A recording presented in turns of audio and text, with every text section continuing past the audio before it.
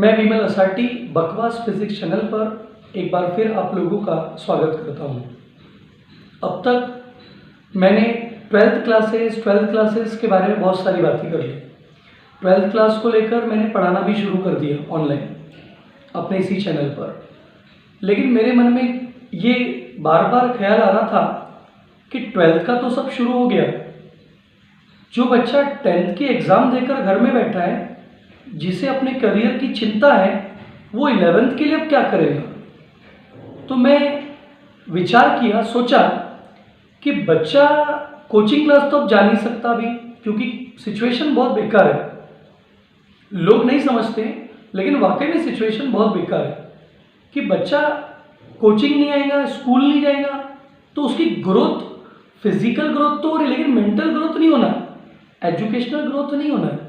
तो वो educational growth को मेंटेन रखने के लिए मैंने ये सोचा कि क्यों ना आप मेरे यहाँ नहीं आ सकते तो मैं तो आप तक पहुँच सकता हूँ।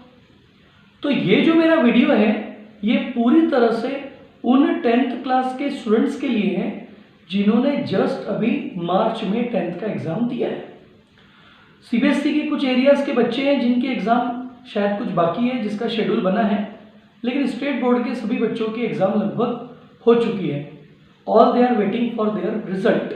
वो सब अपने रिजल्ट की चिंता करके बैठे हैं। नो डाउट चिंता होनी भी चाहिए।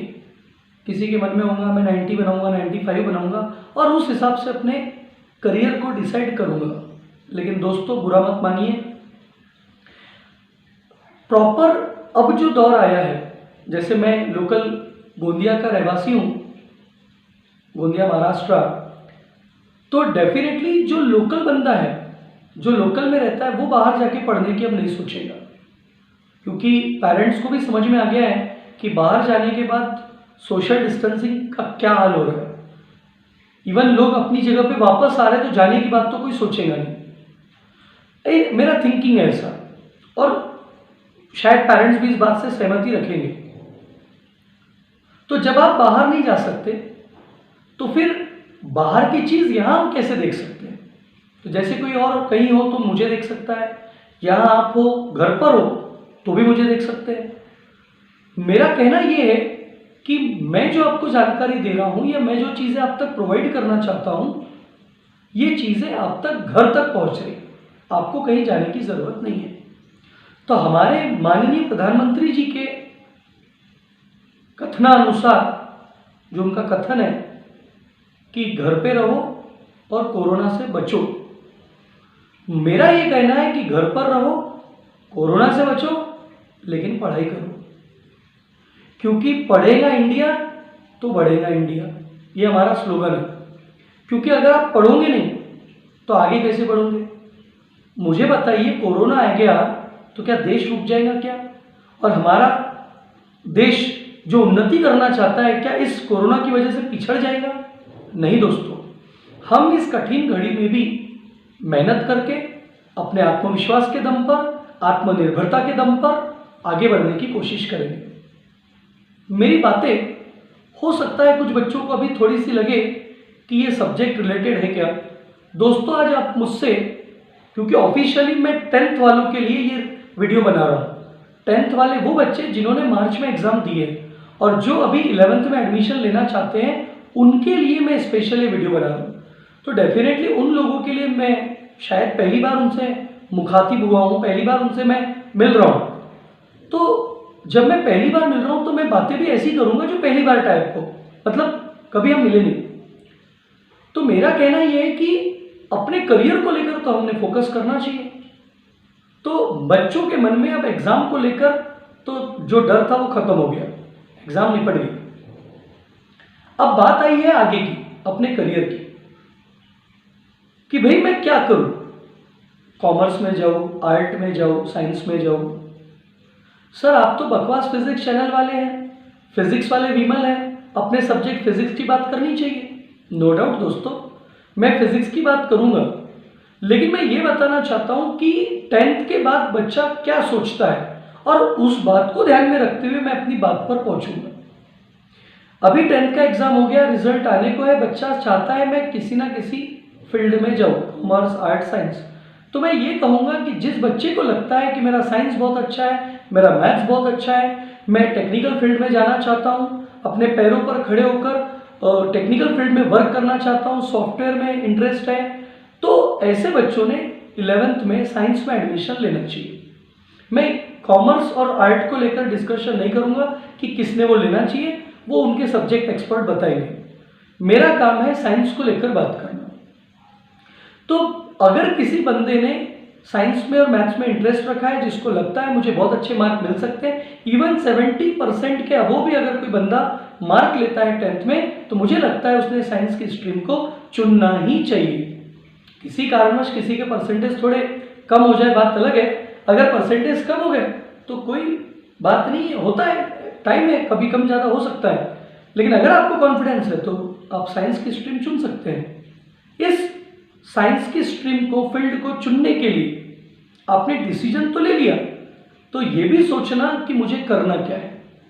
मुझे जेई का प्रिपरेशन करना है, नीट का करना है, बीएससी करनी है, सादी इंजीनियरिंग करनी है, फैशन डिज़ाइनिंग में जाना है, नर्सिंग करना है, और एग्रीकल्चर का कोर्स करना है। बहुत सारे कोर्सेस है, बहुत सारी फील्ड है, बस 12th का स्कोर बहुत अच्छा होना चाहिए। और 12th का स्कोर बहुत अच्छा होने के लिए जो क्लासेस है उसका चुनाव भी बहुत अच्छा होना चाहिए, जो टीचर गाइड करे वो भी बहुत अच्छा होना चाहिए, वो टीचर जिस तरीके से गाइड करे उस पर हमें फेथ होना चाहिए। तो दोस्तों, ये जो वीडियो मैं आपको दे रहा हूँ या जो मैं आपसे चर्चा सत्र आज लेकर बैठा हूँ, ये करने के पीछे का रीज़न है कि आपके और मेरे बीच एक बॉन्डिंग तैयार हो, एक रिश्ता तैयार हो, कि जिसके कारण मैं आप पर और आप मुझ पर एक भरोसा कर सके। क्योंकि इस बकवास फिजिक्स चैनल पर मैं फिजिक्स के रिलेटेड बातें करूंगा, लेकिन मैं शुरुआत में जो बातें कर रहा हूं वो करियर से रिलेटेड कर रहा हूं। क्योंकि करियर बनाने के लिए आपने बोला मैं 11 साइंस स्ट्रीम को चुन रहा हूं, तो साइंस आपने चुना तो उसमें सब्जेक्ट्स क्या होते हैं ये आपको जानकारी होना चाहिए।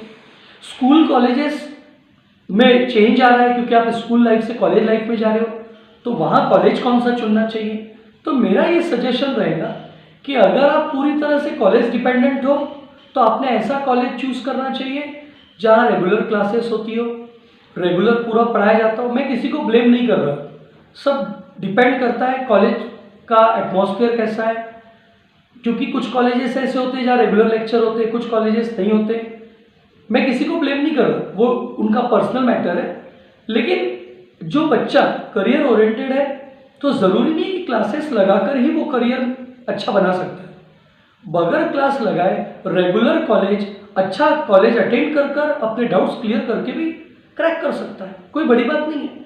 लेकिन अगर उसके पास ऑप्शन नहीं है, कॉलेज अच्छा नहीं है, कॉलेज में रेगुलर क्लासेस नहीं हो पा रही है, वो वहाँ अटेंड नहीं कर सकता है, डिस्टेंस मैटर है, कुछ और प्रॉब्लम है, तो वो क्लासेस अगर ज्वाइन करना चाहे तो क्लासेस ज्वाइन कर सकता है। अब जब वो बंदा क्लास ज्वाइन करेगा तो उसने कौन से सब्जेक्ट चुनना चाहिए ये भी ज़रूरी है। तो मैं जनरली सीधा कहता हूँ कि जिन बच्चों ने जेई करना है, इंजीनियरिंग में जाना है और फोकस एक पे ही है, चाहे कुछ हो जाए, तो उन्होंने बायोलॉजी सब्जेक्ट को ड्रॉप कर देना चाहिए। और जिनका इंटरेस्ट पूरी तरह से मेडिकल पर है, जो इंजीनियरिंग पसंद ही नहीं करते, इन्हें मेडिकल, तो उन्होंने मैथमेटिक्स को ड्रॉप कर देना चाहिए। मैं सिर्फ सजेशन दे रहा हूँ ऑप्शनल सब्जेक्ट के बारे में, क्योंकि ज़रूरी नहीं है कि आप ऐसा ही करें। सर मतलब ज़रूरी नहीं है आप ड्रॉप करो, आप प्लेन साइंस ले सकते हैं। सर आपने ये जानकारी तो दे रहे हो, लेकिन अभी तक ये नहीं पता चला कि 11th में एडमिशन लेते बराबर सब्जेक्ट कैसे होते हैं। तो दोस्तों ध्यान से सुनिए, ये मेरा इस चैनल पर आप लोगों का पहला वीडियो है, इसलिए डायरेक्ट फिजिक्स पे बात ना करते हुए मैं फिजिक्स के पहले फिजिक्स कहाँ से आ रहा है, किन सब्जेक्ट से जुड़ा हुआ है, कौन से कोर्सेस है, वहाँ से बात कर रहा हूँ। तो एंजॉय करके सुनिए और ये मेरा चैनल लाइक कीजिए, शेयर कीजिए, सब्सक्राइब कीजिए। ठीक है दोस्तों।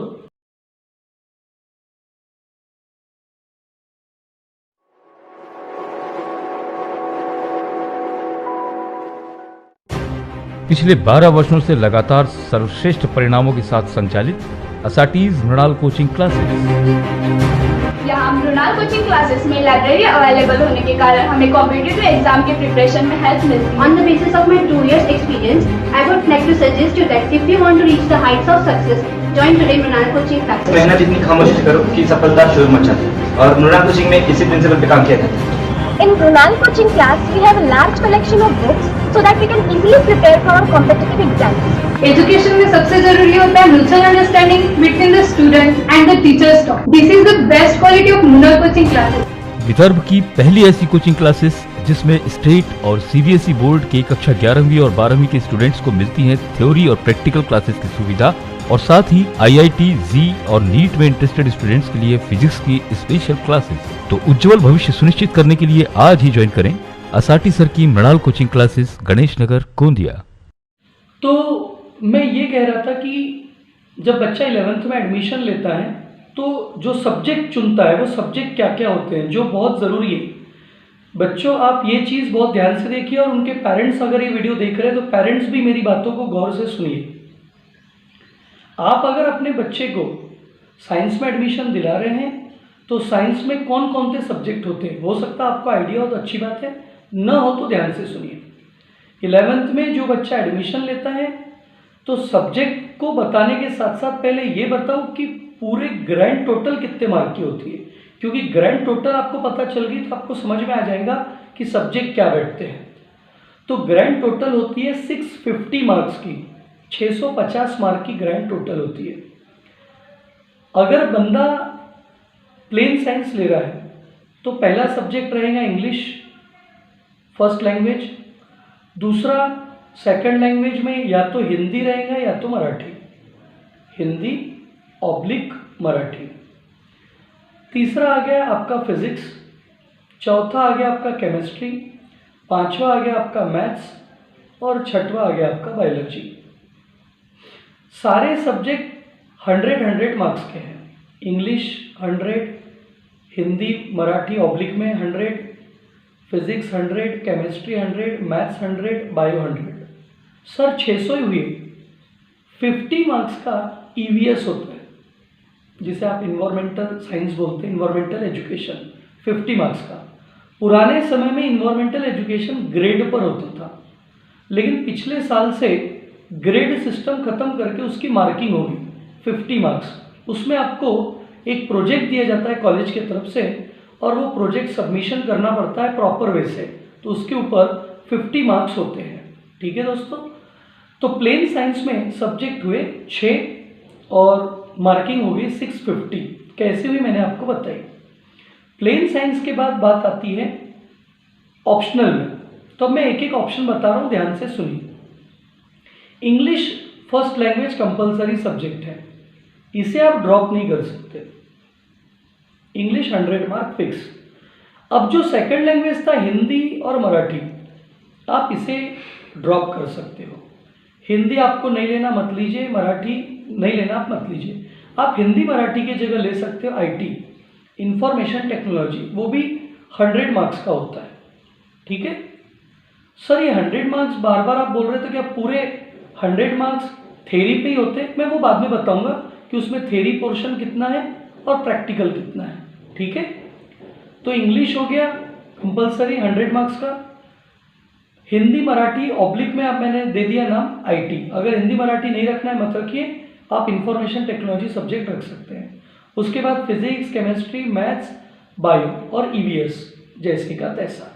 मतलब ये जो सेकंड प्लान मैंने आपको बताया उसमें आप हिंदी मराठी की जगह आईटी ले सकते हैं 100 मार्क्स का, ये सेकंड प्लान था।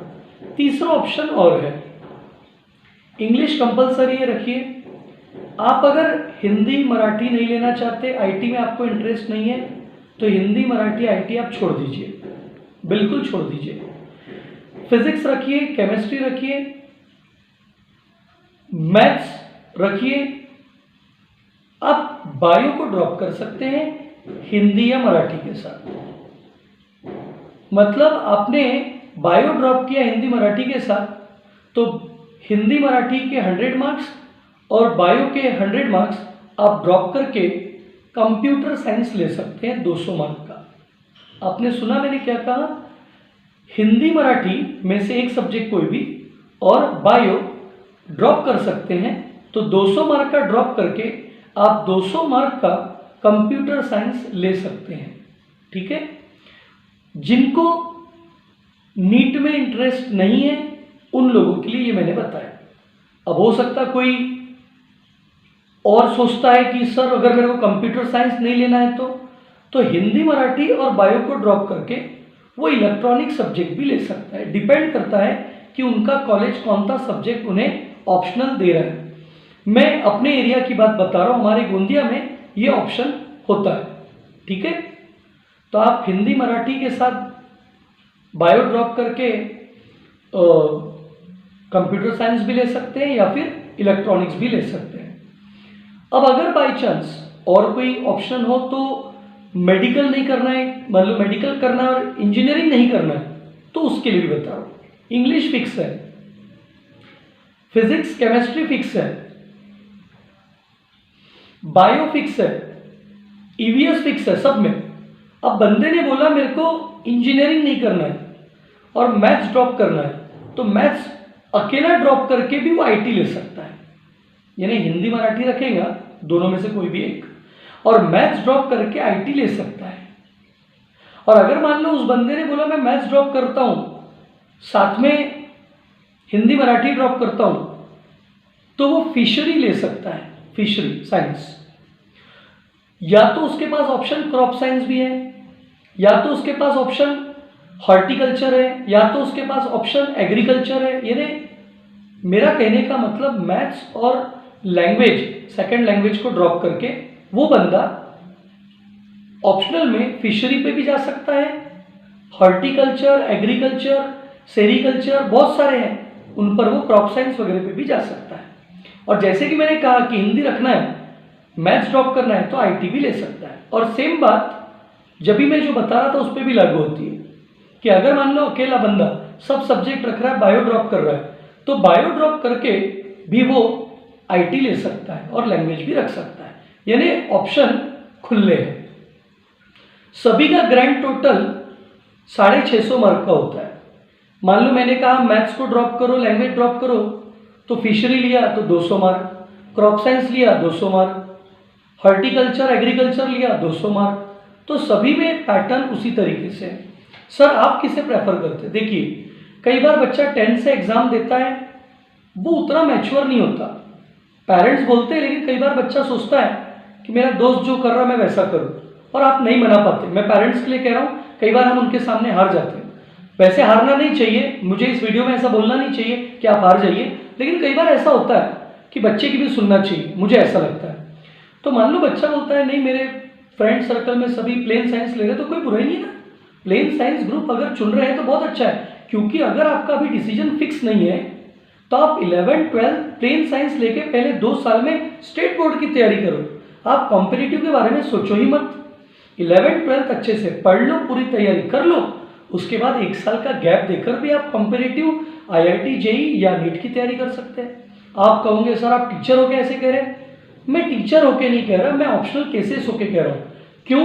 सारे बच्चे एक जैसे होते हैं, सारे बच्चे का IQ एक जैसा होता है, सारे बच्चे एक ही काम के लिए बने हैं। अरे हो सकता है कोई 1 साल में क्रैक करे, हो सकता है कोई 2 साल में क्रैक करे, हो सकता है कोई पहले साल रेगुलर में क्रैक कर ले। मुझे एक बात बताओ दोस्तों, अगर मान लो आपका बच्चा, पेरेंट्स से कह रहा हूँ, अगर आपका बच्चा आपके घर में है, 2 साल बेचारा मेहनत कर रहा है, आप उस पर दबाव बनाओगे तू IIT की तैयारी कर, तू JEE की तैयारी कर, तू नीट की तैयारी कर, और वो नहीं कर पाए तो क्या उसे क्या दोगे? क्या बच्चे को ऐसे ही तो बच्चे फिर निगेटिव मानसिकता में जाते हैं। तो मेरा ये वीडियो नकारात्मक सोच के लिए नहीं बना है, मैं पॉजिटिव सोच लेकर आया हूँ, पॉजिटिव सोच देने के लिए बैठा हूँ। आप सब लोगों से, पेरेंट्स से रिक्वेस्ट है, बच्चों पे दबाव ना बनाएं। हाँ, बच्चों के ऊपर ध्यान रखना जरूरी है, बच्चा जहाँ गलत है उसे समझाना जरूरी है, लेकिन दबाव बना के कोई काम ना कीजिए। उसे समझाइए कि अगर तू ये डिसीजन लेता है और उससे अगर तेरा नुकसान होता है तो बेटा उसका जवाबदार तू रहेगा, और उस जवाबदेही में तुझे खुद के लिए उस बिगड़े हुए को सुधारना भी पड़ेगा। आप अपने बच्चे को समझाइए, डेफिनेटली वो आपकी बात मानेगा। ओवरऑल दुनिया में माँ बाप ही तो होते हैं जो बच्चों को सबसे ज़्यादा प्यार करते हैं, तो माँ बाप अपने बच्चों का बुरा होना चाहेंगे, और ये बात बच्चों को बहुत अच्छे से समझती है। क्योंकि चाहे कुछ हो जाए, माँ बाप डांटे, कभी कभी 2-4 चिपका भी देते हैं, लेकिन सबसे ज़्यादा लाड़ माँ बाप ही तो करते हैं। खैर, तो दोस्तों मैं अपनी इस वीडियो के माध्यम से आपको ये बताया कि 10th के एग्ज़ाम के बाद आप कौन कौन से सब्जेक्ट कॉलेज में कैसे चुन सकते हैं। मैंने ये भी आपसे कहा कि आप ऐसा कॉलेज चुनिए जहाँ पर आपको, अगर आपकी परिस्थिति ऐसी है कि आप क्लासेस नहीं लगा सकते, ऑनलाइन में आप फ्री लेक्चर्स देखकर पढ़ना चाहते हो, तो आप ऐसा कॉलेज चुनिए जहाँ रेगुलरिटी हो, क्लास रेगुलर अटेंड होती हो। और अगर आपके पास थोड़ा खर्च कर सकते हैं तो हमारे चैनल को भी आप सब्सक्राइब कर सकते हैं, क्योंकि ये जो वीडियोस अभी हमारे बन रहे हैं they are promotional videos, they are demo videos for you. तो ये डेमो वीडियोस देखकर आप हमारे साथ हैबिचुअल हो रहे हैं, आप हमें लगातार देखकर आपको हम पर एक फेथ निर्माण होगा, क्योंकि जब तक फेथ नहीं होगा आप मेरे बकवास फिजिक्स ऐप को पसंद क्यों करोगे? क्योंकि यहाँ कुछ ही वीडियोस मिलेंगे। जो अभी एक चैप्टर में ले रहा हूँ यूनिट एंड मेजरमेंट, मेरे अगले वीडियो से मैं उस पर बात करूँगा। तो जब मैं वो वीडियो पर आपसे चर्चा करूँगा यूनिट मेजरमेंट की, तो एक आध चैप्टर, 2 चैप्टर, सारे चैप्टर्स पे हम डिस्कस नहीं कर सकते।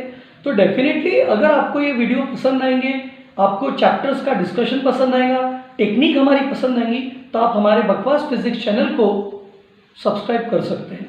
और वो चैनल जो ऐप के माध्यम से रहेगा, ये यूट्यूब चैनल है, वो सेपरेट हमारा bakwasphysics.com का ऐप है।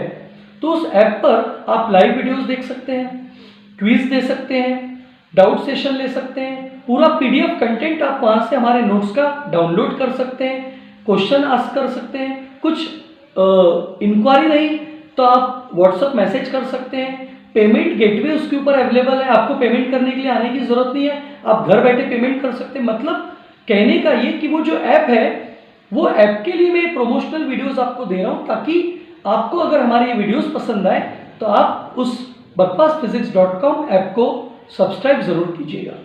तो मैं ये कहना चाहता हूँ कि आप कॉलेजेस ऐसे चुनें जहाँ पर आपको कंफर्ट हो, क्योंकि क्या होता है, आप ऑनलाइन एजुकेशन तो ले लोगे, घर बैठ के पढ़ भी लोगे ये सिचुएशन में।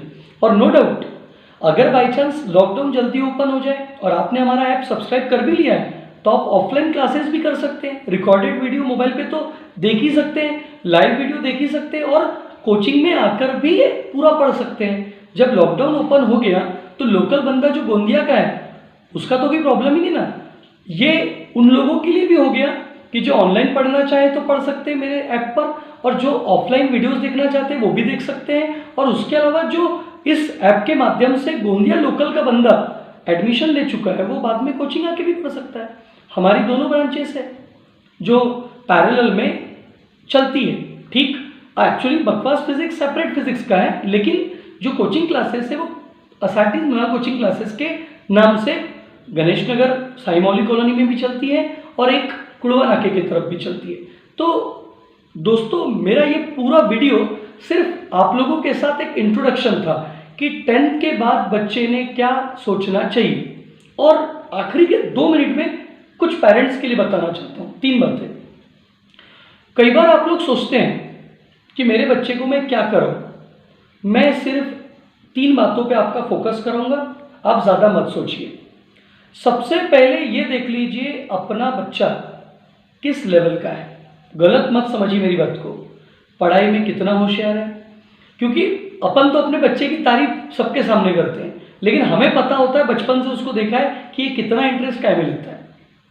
तो ये देख लीजिए कि अपना बच्चा किस लेवल का है, कितने पानी में है, क्या कर सकता है। दूसरा, जो वो पढ़ना चाहता है, जो आप उसे पढ़ाकर देने के लिए मदद करना चाहते हो, वो चीज़ का भविष्य में क्या वैल्यू है। मान लो आपने सोचा मैं अपने बच्चे को इंजीनियर बनाऊं, तो आज से 10 साल बाद, 5 साल बाद वो बच्चा इंजीनियर बन के क्या अर्न करेगा, क्योंकि रेपुटेशन भी बनना चाहिए लेकिन एक अर्निंग भी होना चाहिए। क्योंकि आज इस कोविड-19 के बुरे दौर में, कोरोना में, जिनने अर्न करा है वो घर में सरवाइव कर रहे हैं, उन्हें कोई फर्क नहीं पड़ा। लेकिन जिनने अर्न नहीं किया है उन्हें बहुत दिक्कतें जा रही है। तो सेविंग जो कर पाएगा वो आज सरवाइव करेगा, लेकिन सेविंग तो वो कर पाएगा ना जिसका प्रेजेंट में काम बहुत अच्छा होगा। तो पेरेंट्स से रिक्वेस्ट है कि अपने बच्चे के लिए पहली बात ये डिसाइड करें वो किस लेवल का है, और दूसरी बात ये डिसाइड करें जो वो करवा रहे हो आप उसका भविष्य क्या है, जिस सब्जेक्ट के थ्रू आप जा रहे हो, जिस स्ट्रीम के थ्रू आप जा रहे हो, जिस लेवल के लिए आप पढ़ाई कर रहे हो। और तीसरा सबसे इम्पोर्टेंट, क्या उस बजट के लिए आप तैयार हैं? क्योंकि अगर आपने सोचा कि IIT JEE के लिए मुझे प्रिपरेशन कराना है अपने बच्चे को, तो उतनी फीस की तैयारी हमने रखनी है। सर गवर्नमेंट में तो कम लगती है, नो डाउट, लेकिन कुछ ना कुछ फीस स्ट्रक्चर तो है। मेडिकल में भी जाना है तो कुछ ना कुछ फीस स्ट्रक्चर तो है। और अगर गवर्नमेंट में नहीं लगा और प्राइवेट में कराने की नौबत आई तो उसके लिए भी फिर तैयार होना चाहिए, क्योंकि बच्चे की लाइफ तो खराब नहीं कर सकते ना फिर। हालांकि आजकल एजुकेशनल लोन अवेलेबल है, लेकिन मैं फिर भी कहूँगा कि अगर गवर्नमेंट सेक्टर में बच्चों का एडमिशन हो, उसी के लिए तो कोचिंग क्लासेस होती है। अगर आपके बच्चे को मेडिकल में एडमिशन मिल रहा है और उस एडमिशन मिलाने के लिए MBBS के लिए प्राइवेट में आप अगर 1 करोड़ रुपए खर्च कर रहे, उसके बजाय 11th-12th में एक अच्छी कोचिंग देकर, एक अच्छा एटमॉस्फेयर देकर अगर 1 लाख रुपए में काम हो रहा है तो बुराई क्या है? तो उस 1 करोड़ का बेनिफिट आपको 1 लाख में मिल रहा है, क्योंकि जब वो अच्छे कोचिंग में एडमिशन लेगा तो जब वो अच्छा रिजल्ट देगा तो उसे प्राइवेट में जाने की ज़रूरत क्या है? वो तो गवर्नमेंट मेडिकल कॉलेज में एडमिशन लेगा, एम्स तक पहुँचेगा, तो बात ही खत्म हो जाती है। तो ये सलाह मेरी पेरेंट्स के लिए थी। तो दोस्तों, ये मेरा एक introductory lecture only for the 10th student था, जिन्होंने अभी मार्च महीने में 10th के एग्ज़ाम दी है और जो पूरी तरह से घर पर है, जो अभी डिसीजन नहीं ले पा रहे, उनके लिए मैंने ये वीडियो बनाया था। आपको ये वीडियो कैसा लगा उसे मुझे कमेंट बॉक्स में लिखिए। मेरे वीडियो को शेयर भी कीजिए, सब्सक्राइब कीजिए मेरे चैनल को, और आने वाले समय में जो मेरा ऐप लॉन्च होगा उसके लिए भी आप रजिस्ट्रेशन कर सकते हैं। मुझे अपना number, contact number, mobile number, अपना मेल, अपना नाम मेरे मैसेज में भेज सकते हैं, मेरे व्हाट्सएप में मुझे भेज सकते हैं, या फिर कमेंट में भी भेज सकते हैं। ठीक है दोस्तों, मेरा चैनल देखने के लिए, वीडियो देखने के लिए आप सब लोगों का बहुत बहुत धन्यवाद। नमस्कार।